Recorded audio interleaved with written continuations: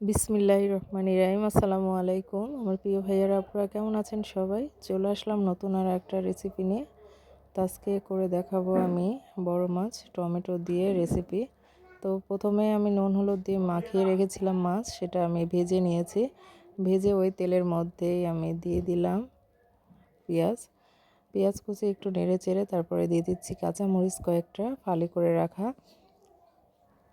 তারপরে ভালো করে একটু নেড়ে চেড়ে একটু ভেজে নেব।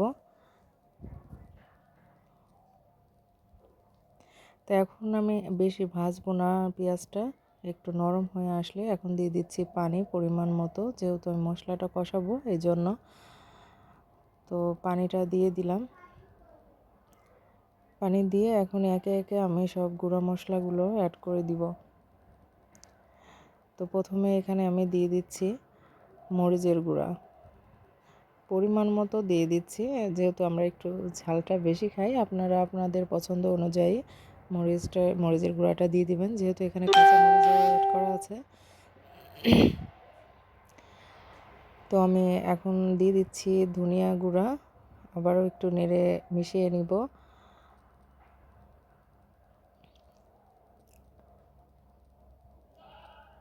এখন দিয়ে দিব আমি জিরা গুঁড়া, পরিমাণ মতো সব কিছু আপনাদের অনুযায়ী দিয়ে দিবেন। আর এখানে আমি দিয়ে দিলাম আমার পরিমাণ মতো, মানে তরকারি এটা বুঝে। তো এখন দিয়ে দিচ্ছি হলুদ গুঁড়া। হলুদ গুঁড়াটাও পরিমাণ মতো দিয়ে দিলাম।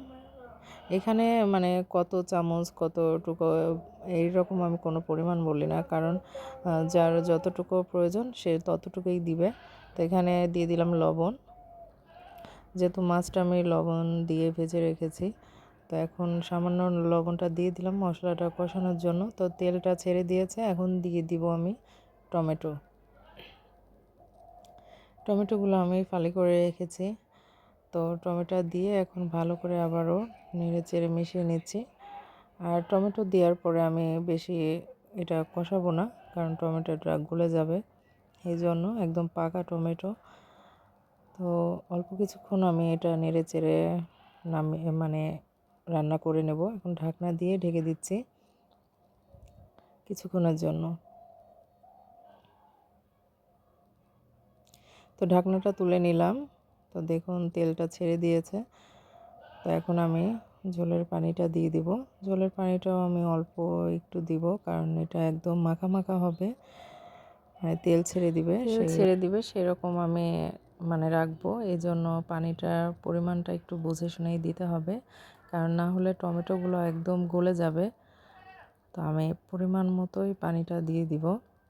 একদম তেলটা ছেড়ে দিয়েছে দেখেন, আর কালারটাও দেখতে অনেক ভালো লাগছে। তো পরিমাণ মতোই পানিটা দিব, যাতে একদম টমেটোটা গলে না যায়। তার একটু পানি দিয়ে দিচ্ছি, যেহেতু কাঁচামরিচও আছে, কাঁচামরিচটা একটু সেদ্ধ হয়ে যাবে। আর সাথে সব কিছু, তো মাছগুলো এখন দিয়ে দিব একবারে। আমি মাছটা দিয়ে তারপরে ঝোলটা ফুটিয়ে উঠলেই আমি মানে নামিয়ে নেব। তো আপনারা সাথেই থাকুন, পুরো ভিডিওটা দেখুন, দেখেই বুঝতে পারবেন যে কিভাবে রান্নাটা করে নিলাম। তো ঢাকনা দিয়ে ঢেকে দিচ্ছে, এখন আবার তুলে নিচ্ছি একটু পরে। তো দেখুন ঝোলটা অনেকটা টেনে এসছে। তো এখন আমি ভাজা জিরের গুঁড়া দিয়ে, আমি অফ ক্যামেরায় অবশ্য ঝোলটা আর একটু শুকিয়ে নিয়েছি। তো এখন ভাজা জিরের গুঁড়াটা দিয়ে দিলাম, দিয়ে এখন ঢাকনা দিয়ে আবার কিছুক্ষণের জন্য ঢেকে রেখে দিয়ে আপনাদেরকে একদম পরিবেশন করে দেখিয়ে দিচ্ছি। তো এই তো রান্না শেষ, পরিবেশন করে দেখিয়ে দিলাম। দেখতে কেমন হয়েছে অবশ্যই কমেন্ট করবেন, আর ভালো লাগলে অবশ্যই শেয়ার করে দিবেন। চ্যানেলটাকে সাবস্ক্রাইব করে পাশে থাকবেন। আর সবাই এতক্ষণ সাথে থাকার জন্য সবাইকে অসংখ্য ধন্যবাদ। এভাবে সবাই সাপোর্ট করবেন, ভালোবাসা দিবেন। ইনশাল্লাহ আগামী রেসিপিতে দেখা হবে। তো সবাইকে আল্লাহ হাফেজ। সবাই ভালো থাকবেন, সুস্থ থাকবেন। ধন্যবাদ।